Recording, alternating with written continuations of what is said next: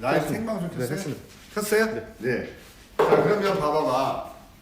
뭐를 설명하려고 하냐면은 우리가 목 디스크가 있든 거북목이 되든 일자목이 되든 문제가 있는 사람들 있잖아. 이거를 나는 저 사람을 고객이 얘기하는 통증의 방향과 양은 어마무시하게 많죠. 뭐 끊어질 것 같다, 찌르는 것 같다, 자르는 것 같다, 안 된다, 통증이 오다, 밤에 아프다, 움직일 때 아프다, 저리다, 팔이 안 움직인다, 뭐 별소리 다 해요. 근데 내가 받아들이는 입장은 고객이 첫 번째 이 중력선을 먼저 봐야 된다.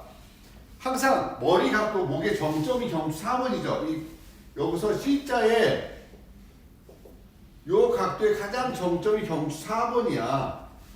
4번을 기준으로 문제는 주로 5번에서 기준으로 해서 밑으로 와요. 여기서 여기까지. 여기 뭐죠? 완신경총이죠. 이 결분 라인으로 해서 이렇게 내려가니까 이 완신경총이 오기 때문에 아까 오셨던 분, 우리 저분 형님, 그분은 제가 여기 쇄골하고 가졌더니 막 자지러지죠.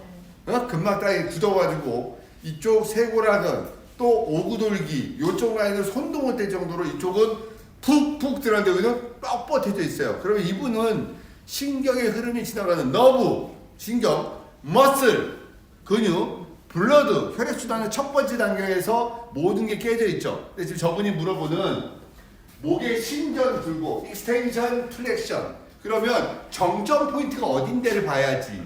이게 만약에 내가 원하는 정점 포인트가 아니면 통증이 오는 거야. 그럼 다시 얘기해서 4번 익스텐션, 요 신전, 4번 굴곡, 기준점 있죠. 기준점을 벗어나면 통증이 와. 근데 이게 일자목이나 거북목이 됐을 때는 통증의 양이 커지죠.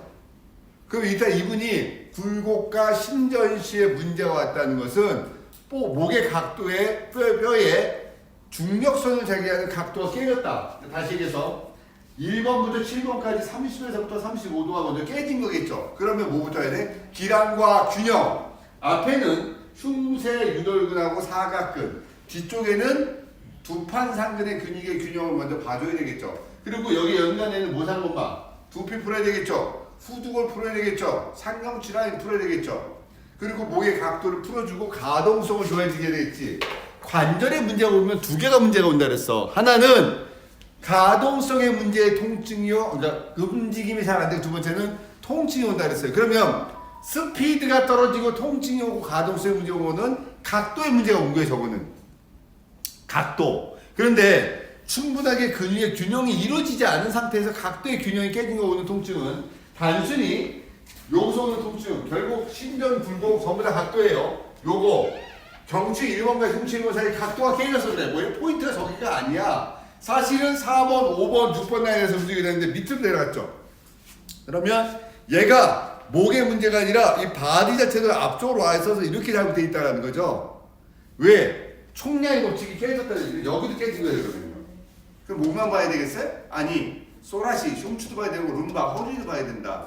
결국은 목의 통증을 보면서 전신의 균형을 잡을 수 있는 밸런스를 봐야 된다는 거죠. 사실은 저렇게 전달되어서 왔으니까 제가 이렇게 얘기할 수밖에 없고, 현장에 와 있으면 몸을 내가 볼 수 있겠죠. 이 사람이 진짜 중력선에 떨어져 있는지 각도가 잘못되어 있는지 봐야죠. 아까 그 요가 선생님 그분 목을 만졌는데 한쪽은 손이 쑥 들어가요. 하나는 뻣뻣해.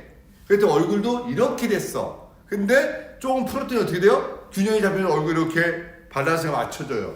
그게 균형이 맞춰지면 근육하고 근막은 금방 자기 회복성을 가져요. 그래서 지금 선생님이 얘기하는 신전시, 굴곡시 증상, 목 스트레칭 따가운 증상이 있을 때 스트레칭을 해야 될지 말아야 돼. 제가 이런 얘기를 해요. 운동을 할 때 고통스러운 건 참으셔도 됩니다. 아픈 거는 동작을 멈추셔야 됩니다. 제가 이렇게 얘기를 해요. 다시 얘기해요. 뭐라고요? 나 너무 힘들어. 이거는 해. 근데 하는데 무릎이 너무 아파. 그거는 멈춰야 돼요. 운동을 할 때도. 근데 고객이 나 너무 힘들어, 이거 못하겠어라는 것은 시켜도 되는데, 통증을, 저 따가웠다라는 게 통증이라고 증상이 된다면은 그 동작을 시키면 안 돼요. 통증을 이겨가면서 운동하는 건 잘못된 거예요. 고통스러운 거를 이겨가는 거는 운동이 돼. 근데 절대로 시켜야 될 게, 제가 이제 가끔 그래요. 트레이너 선생님하고 저랑 그 영상 찍은 선생님하고 저랑 같이 커뮤니케이션을 가끔 해. 제가 물어봅니다. 선생님은 개인 PT를 하시면서 어떻게 합니까? 제가 몇 가지 주의사항을 줍니다. 혹시 트레이너 하시다가 많은 분들은 운동을 시킬 때 좋은데 힘들어할 때 시키는 거는 이런 거 시키는데 혹시 아픈 거는 멈춰 주셔야 됩니다. 왜? 그때부터는 뇌에서 통제력이 여기서 뇌에서 통증이 전달되면 뇌에서는 방어작용이 들어가요. 그때부터는 몸에서 손상이 일어날 수가 있다고 넘어가 버리면. 근데 그거까지 이기면서 운동하는 우리가 프로 선수 아니잖아요. 우리는 내 몸이 좋아지려고 하는 운동이지 그걸 해가지고 하고 났더니 더 아파 운동 이거 아니라 하고 났더니 뻐근한 건 괜찮은데 하고 났더니 아파는 잘못된 거예요.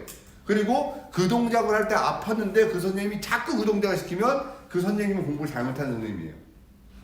그래서 여기서 따가운 증상을 제가 볼 때 통증이라고 볼 거예요. 왜냐하면은 이분도 분명히 선생님으로 운동을 시키는 입장에서 그 운동 시켰더니 되게 힘들어 하더라. 이건 시켜도 되겠지. 스쿼트든 동작이든 그거는 괜찮아. 근데 할 때 무릎을 너무 아파하더라는 멈춰야 된다. 그럼 뭔가 어떻게 돼요? 근육 풀어야 되겠죠. 충분히 근육 풀어야 되고 균형 잡아줘야 되고 풀어야 됩니다. 제가 허리 치료할 때 고통스럽게 허리 풀지 않아요. 참으세요! 참어! 이렇게 안 풀어요. 왜? 그거는 저는 잘못했다고 생각해요. 그리고 제수 얘기하죠. 수기할 때 클라이언트의 얼굴을 봐라. 환자의 얼굴을 봐라. 환자의 얼굴을 볼 때 인상을 찡그리면 힘을 빼라 라고 얘기를 하죠. 방어가 작동될 때부터는 치료가 안 된다니까요. 방어 작동하기 전에 그 전에가 몸에서 치유 반응이 일어나는 거다. 그럼 요거는 잘못된 거다. 따가운 물에 쓰대지 말아야지. 아니면 근막을 풀어주는 동작이나 인체 근막의 3개 포인트 풀어야죠. 모상건막, 배꼽, 중둔근, 종아리를 먼저 충분히 풀어놓고 다시 그 동작을 할 때 어떤 동작에 어떤 각도에서 문제가 있으면 그 각도에 준하는 반대 근육도 봐야 돼요. 그 근육을 보는 게 아니라 왜 그 근육에서 통증이 전달됐으니까 반대 근육 잡고 있는 기랑 쪽 근육을 반드시 봐줘야 되겠죠. 그래서 목은 사실 요거는 사실 큰 문제가 되지 않아. 이건 각도사의 문제고 저분이 공부를 좀 더 했고 제 뻔뻔 근육 한번 받았었거나 살린 근육 한번 받았었거나 아니면 300자만 썼어도 저거는 이거 질문을 안 썼어요. 근데 본인에게 되게 현장에서는 되게 갈급한 상황이에요. 왜냐면은 고객이 불편하다고 그러는데 내가 이해를 하고 있는데 못 해주는 거랑 모르는데 못 해주는 거랑 두 가지가 있어요. 그럼 내가 알고 있어도 일부러 시킬 때가 있죠. 이거는 좀 아파도 돼요라고 단계별로 시킬 게 있고 이거는 내가 몰랐는데 억지로 시키는 게 있고 아니면 진짜 몰라서 고객이 불편하니까 나도 뭐 솔직히 답답할 때가 있고 이런 게 현상이 와. 잘 보셔야 될 부분들이 요거 목은 먼저 각도를 봐라. 그리고 정점을 봐라. 그리고 목과 연관되어 있는 포인트를 풀어라. 이 부분에 완전히 문제가 있었으면 저는 여기부터 풀었죠. 천돌, 흉쇄관절, 견쇄관절, 오구돌기, 까마귀반, 그죠? 쇄골하근, 결분, 흉쇄둘근, 사각근, 견적, 여기 뒤에 견중류, 견우, 그다음에 여기 극상, 와, 그다음에 소원근, 천종 이런 데 먼저 쫙 풀어놓겠죠. 포인트를 먼저 풀어야지. 이게 입으로 뱉지 않으면요 손으로도 안 나와요. 신기하게 손이 쫓아간다고 생각하는 거는 그거는 진짜로 여러분들 조립하는 사람들이나 자기가 기계적으로 만든 사람 말고 사람 치료하는 사람은요 입으로 자꾸 뱉어야지 손이 쫓아가요.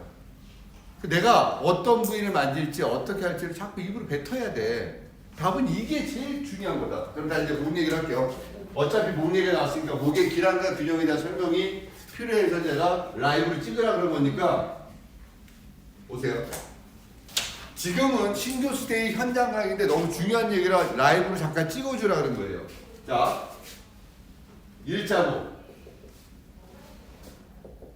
정상적인 목, 거북목. 그러면 머리 무게가 6kg, 아니 그냥 10kg를 잡을게요. 쉽게. 10kg면 10kg이라면 요 무게가 그대로 일자로 여기 떨어져요. 10 곱하기 1. 얘는 역학적 무게중심이 제로가 돼버려요. 그래서 10 곱하기 0이 돼서 어깨에서 0. 거북목은 10 곱하기 4가 돼서 양쪽 어깨에 20kg짜리 쌀트레가 얹어진 거랑 똑같은 양의 무게중심이 걸려요. 그러면 이 사람이 팔이 저리고 라운드 숄더가 와요. 그리고 호흡이 짧아지겠죠. 목이 이러니까. 목이 이렇게 하니까 호흡이 짧아지고 횡격막의 가동성이 떨어지고 내장기들의 원래 고유한 운동이 못 모틸리티죠. 자기의 고유한 운동. 위에서 큰 힘이 내려오죠. 모빌리티. 모빌리티에서 좋은 힘이 들어와도 이 모틸리티가 못 견뎌. 그러니까 어떻게 돼요? 기능이 축소돼요. 분명히 10개의 에너지를 확 줬는데 내가 받아서 2개밖에 못 움직여. 기능적으로 떨어져요. 이거는 피를 뽑거나 엑스레이를 찍거나 해도 문제는 없어. 근데 펑션 자체가 떨어지는 거예요. 왜? 구조적으로 역학적 무게중심이 깨져버리니까. 그러면 라운드 숄더 일자목 거북목이 된 사람들이 호흡량이 줄고 폐에는 근육이 없어서 폐 주변에 있는 근육량이 주니까 호흡량이 짧아지고, 그리고 폐 주변과 주변의 모든 호흡량이 짧아지니까 뇌로 산소가 들어올라가고 두통도 오고 소화장애가 오고 머리가 아픈 이런 게 계속 반복적으로 와요. 이 사람 좋아지게 하려면 결국은 역학적 무게중심이 제로인 상태를 만들어야 되겠죠. C자목. 그럼 여기가 어디야? 경추 4번. 그러면 목이라고 했을 때 일자였을 때 앞에 근육하고 뒤에 근육이 힘의 균형이 맞아야 되겠죠. 그래서 뒤에 근육인 통증과 연관되는 것은 두판상근. 앞쪽은 흉쇄 유돌근. 어라? 했더니 C자래. C자니까 힘이 하나 더 붙었겠죠. 요 땡기는 힘이 있으니까 여기 사각근. 이런 균형적 논리가 오니까 우리는 요 균형을 잡아주는 2개의 근육을 보고 요 연결되는 라인들 후두골부터 해서 상경추 라인을 풀어주고 그 주변에 흉쇄돌근이요 요렇게 해가지고 요 뒤에 요렇게 띠를 형성돼요. 여기가 갈 때 뒤에 어떤 선을 지나냐면 뒤에 요 우리 후두골 뒤에 요렇게 보면 여기 선이 이렇게 시옷자로 돼 있어. 근데 여기를 시옷봉합이라고 해. 영어로는 람다 봉합이라고 그래. 람다 봉합. 요로 흉쇄돌근이 요로 와서 요로 요렇게 띠를 이루고 있어. 이렇게 잡고 있다고요. 그리고 뒤에 강력하게 잡고 있어요. 그래서 흉쇄돌근, 사각근, 두판상근, 모상건막 이 전체적인 옷을 풀면서 목의 각도 경추 4번. 왜? 경추라는 곳은 우리 몸에서 부교감과 연관돼요. 부교감 뭡니까? 치유되고 회복되는 쪽이잖아요. 교감은 활동하고 움직이는 거야.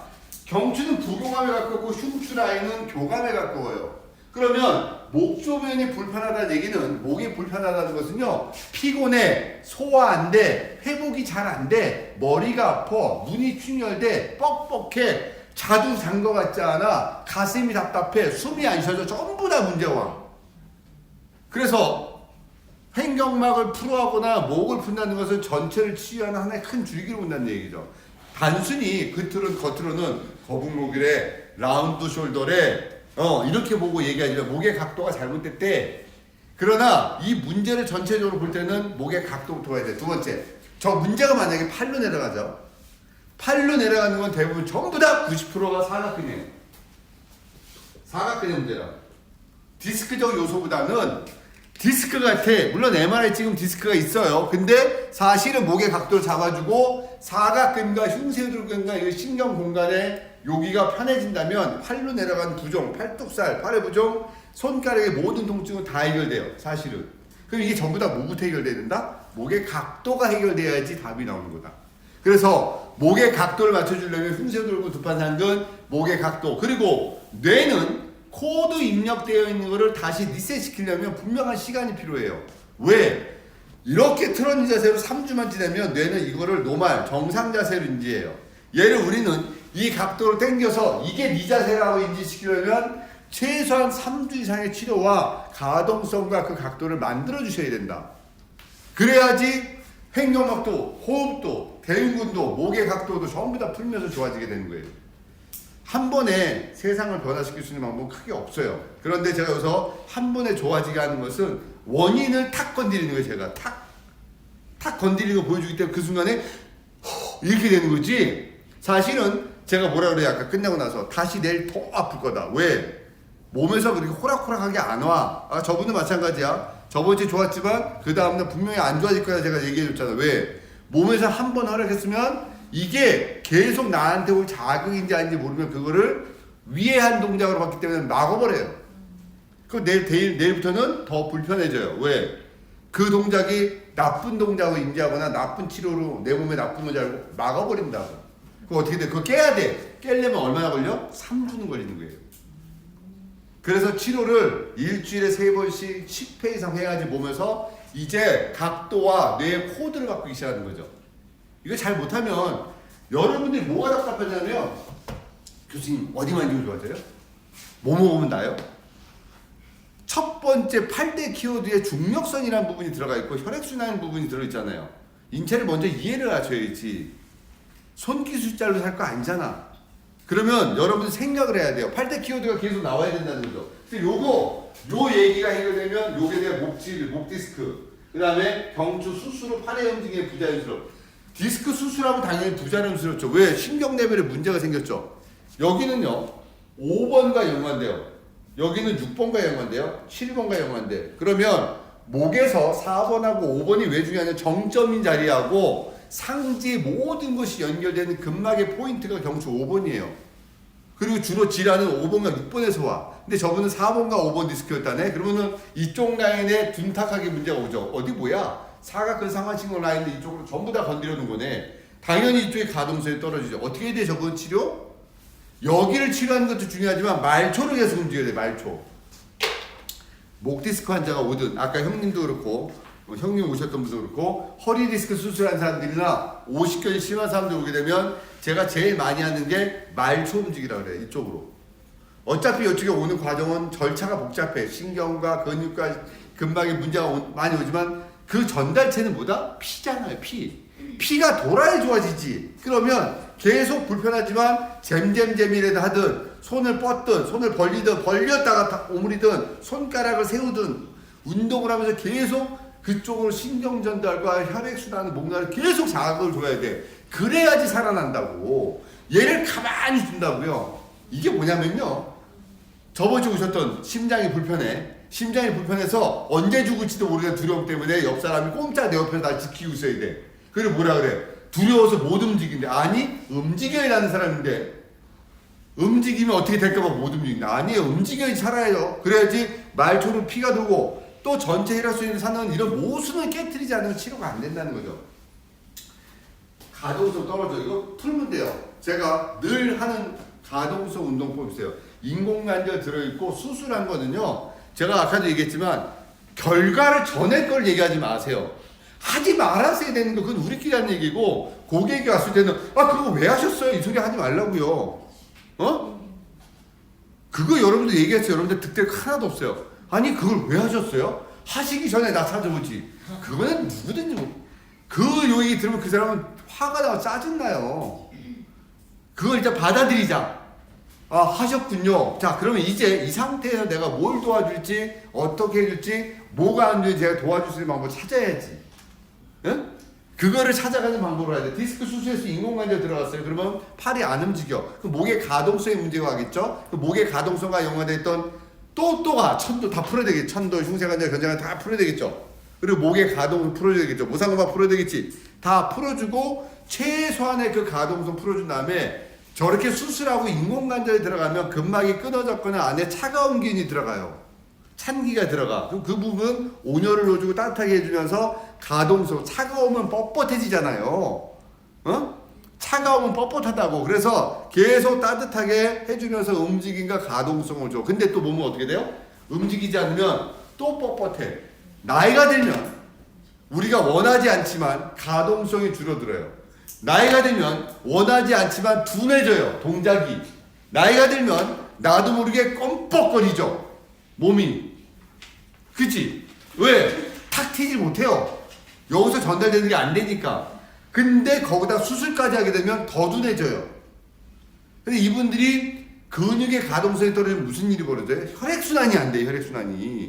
그러면 이제부터 2중고 3중고 일이 벌어져. 안 그래도 나이가 들어서 근육량이 줄어들고 가동성이 줄어드는데 수술까지 해서 기능적이 떨어져. 그럼 움직임이 줄어들어. 100% 혈액순환이 안 되죠. 근데 그 사람들하고 갑자기 움직이세요. 이거 안 먹혀요.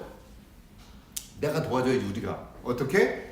종아리부터 풀고 근육부터 풀고 등짝부터 풀고 그리고 가볍게 걷는. 그러니까 치료법이요. 걸으세요가 아니라 같이 걸읍시다로 바뀌어야 된다고요. 그래서 치료가 동시수기법이라는 데 만든 이유가 내가 이 사람에게 지시 내리는 게 아니라 일정 시간에 그럼 저랑 오늘은 수기 1시간 하고 1시간 동안 나랑 같이 걸읍시다. 그 걷는 속도 내가 조절하는 대로 한번 움직여 보세요. 그리고 제가 하듯이 다리도 더 걷고 내디딜 때 뒤꿈치부터 내디뎌서 몸을 걸어보세요. 앞발부터 나가지 말고 뒤꿈치부터 체중을 싣고 앞쪽으로 나가서 체중의 60%가 뒤로 오게 하면서 최대한 중력선에 오게 걸어보세요. 또 약간 오버하듯이 걸어보세요. 이거를 같이 해줘야 돼요. 그래서 치료라는 게 치료실에서만 이루어지는 게 아니라 같이 움직여줘야 되는 것도 되게 중요합니다.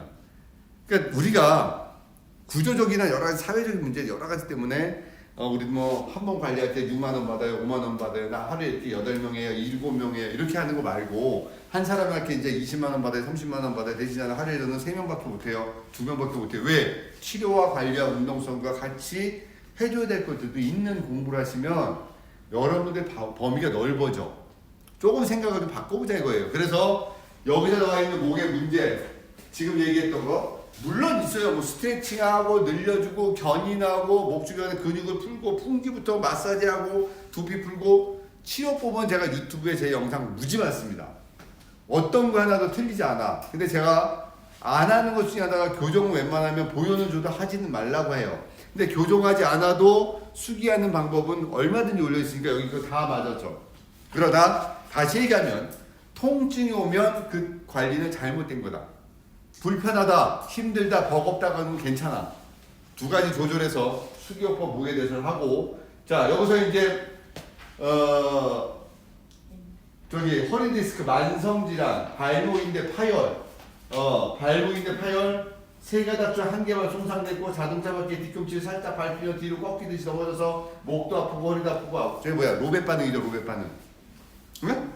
인체가 이렇게 원리가 있어서 건드리면 전체가 다 흔들려요. 아까 악관절 장애가 온 사람이 발목까지 천골까지 몸에 다 깨지죠. 이게 이렇게 움직이면 밑에 게 움직이죠. 그래서 우리가 부교감이 어디야? 목하고 천골이에요. 교감은 어디에? 흉추죠. 등짝이라는 부분이 있어요, 우리 몸에. 그래서 우리가 진짜 말을 안 듣는 애들이 있거나 진짜 철이 안 든 사람이 있으면 뒤에 등짝을 때리죠. 야 이 자식아 철 좀 들어. 정신 차려. 등짝을 쫙 때려요. 그럼 등짝을 때리면 어디가 자극이 돼요? 교감부터 몸의 전체적인 요소들이 장부들의 힘이 쫙 들어가는 거죠. 그래서 내가 수기를 하든 어딘 이 사람을 자극을 주려면 반드시 손이 먼저 가는 것이 경추부터 미골 라인 중에서도 흉추 부분도 많이 생각을 해야 돼요.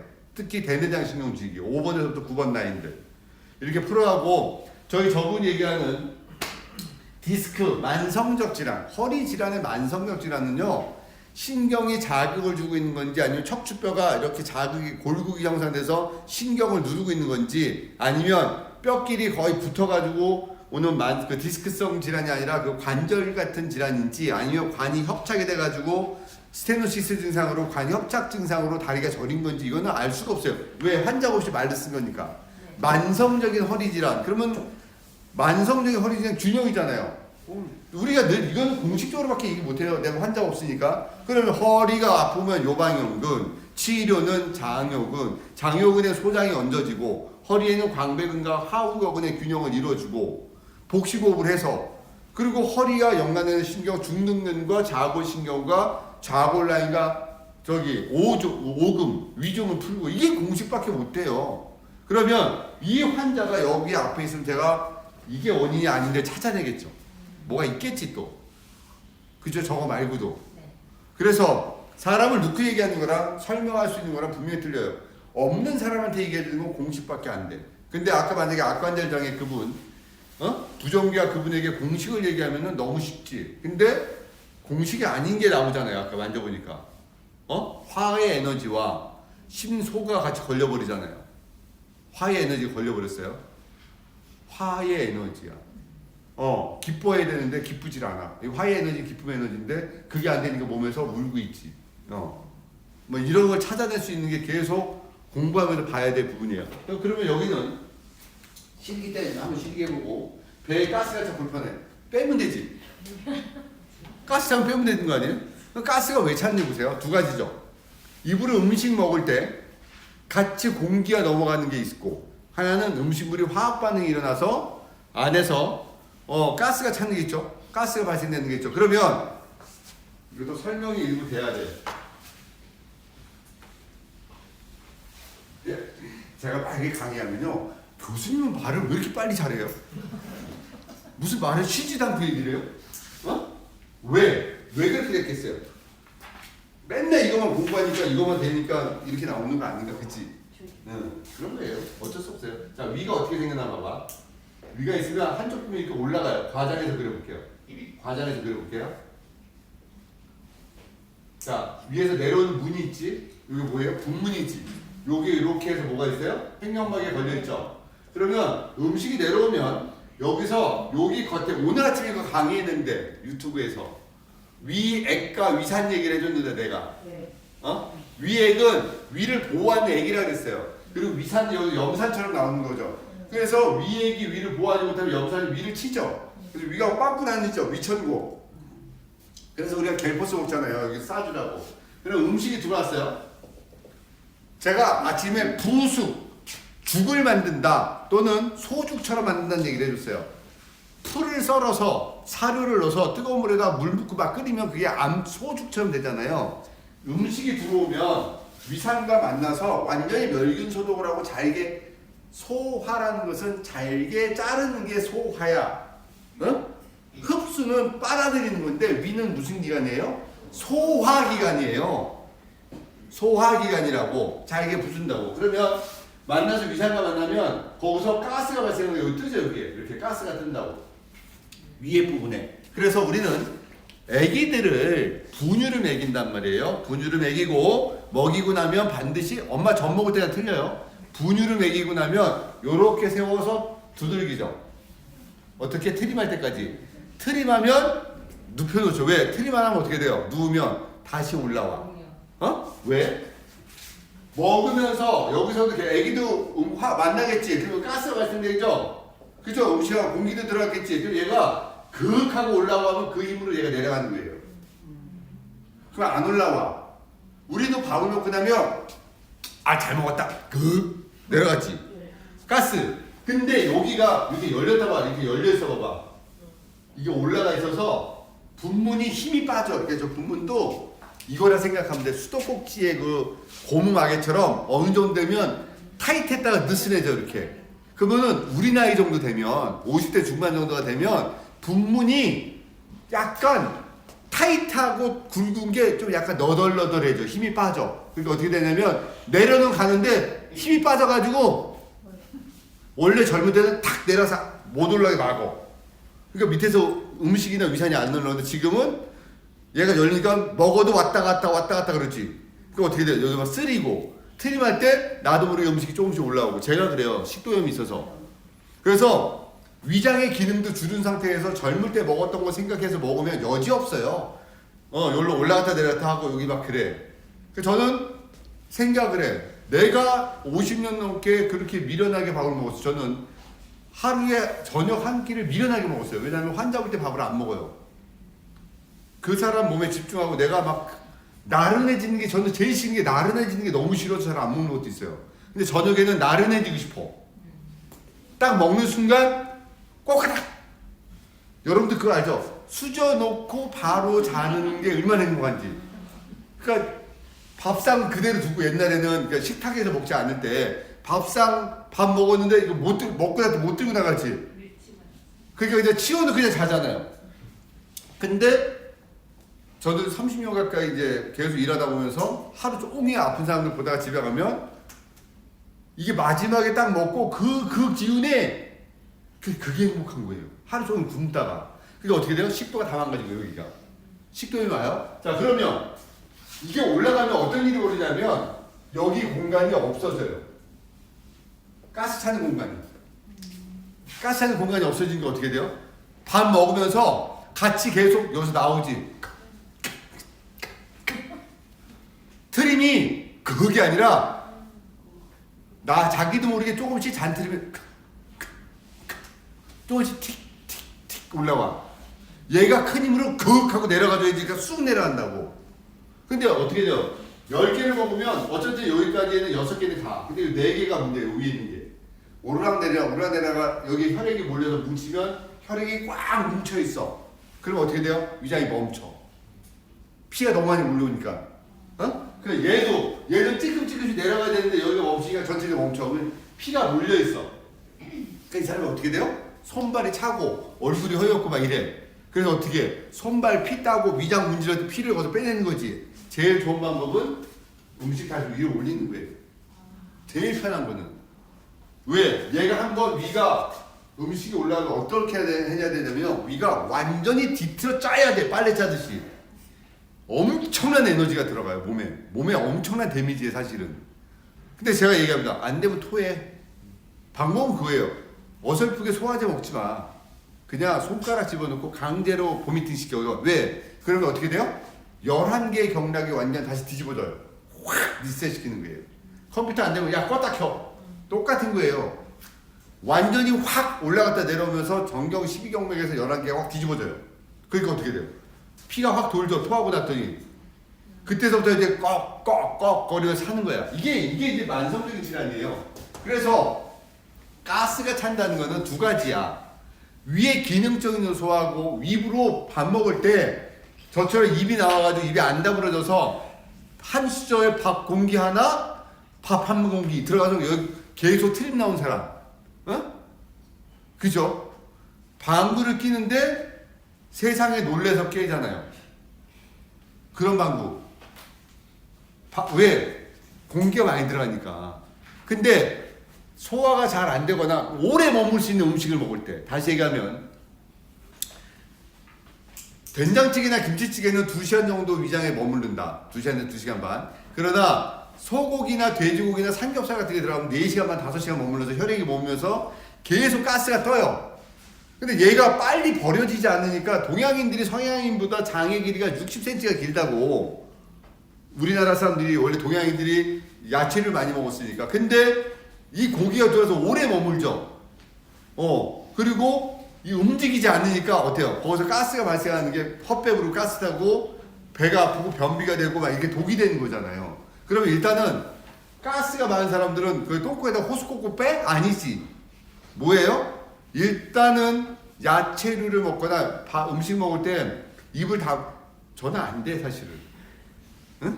근데 최대한 공기가 들들하게 해주고 적게 먹고 그 다음에 육류보다는 야채류 같은 거 많이 먹어줘야 되는 상황이 된다는 거죠. 요거예요. 이거 사실은 그러면 치료해주라 이거야. 그럼 위장과 장 쪽을 치료하는 복부 마사지하고 대내장 신경줄이하고 등 쪽 하면 풀어주고 이런 식으로 하면 되겠죠.